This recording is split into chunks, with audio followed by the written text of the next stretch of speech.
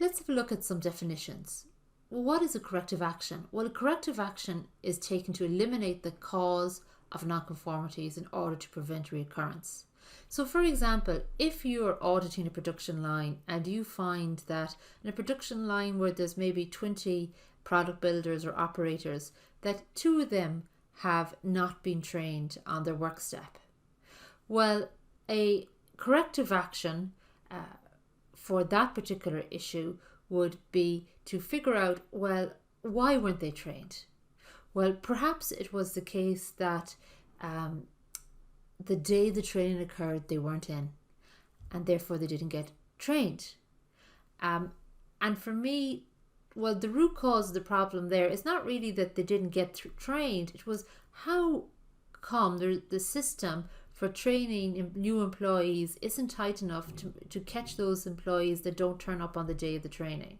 So you would need to review that system you have in place to cover those issues, as well as training your product builders or operators. But also, my other thought would be, well, how come they could work on the line without being trained? So perhaps maybe there needs to be a system where before somebody can work on that line, it has to be checked. They have to be checked with the manager that they are trained to work on that line. So corrective action could be to put in a link training profile to your security pass to get into the clean room. And if your training profile isn't up to date, then you can't get into the clean room when you swipe. So that would be a really good a good corrective action to put in place.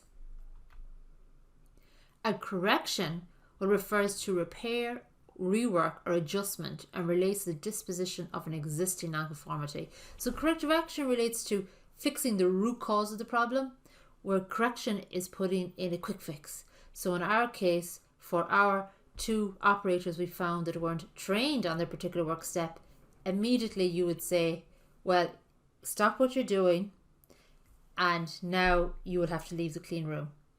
So that's just a quick correction done there. So they would leave. And also your next step would be put the product on hold, and now we have to determine if there has any issues have occurred with this particular batch of product because individuals working on it weren't trained to work on this particular work step, and then that is correction.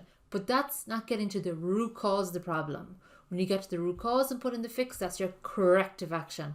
When you do a quick fix, it's a correction. I hope this video was useful. If it was, please give it a like and a subscribe for more tutorials like this.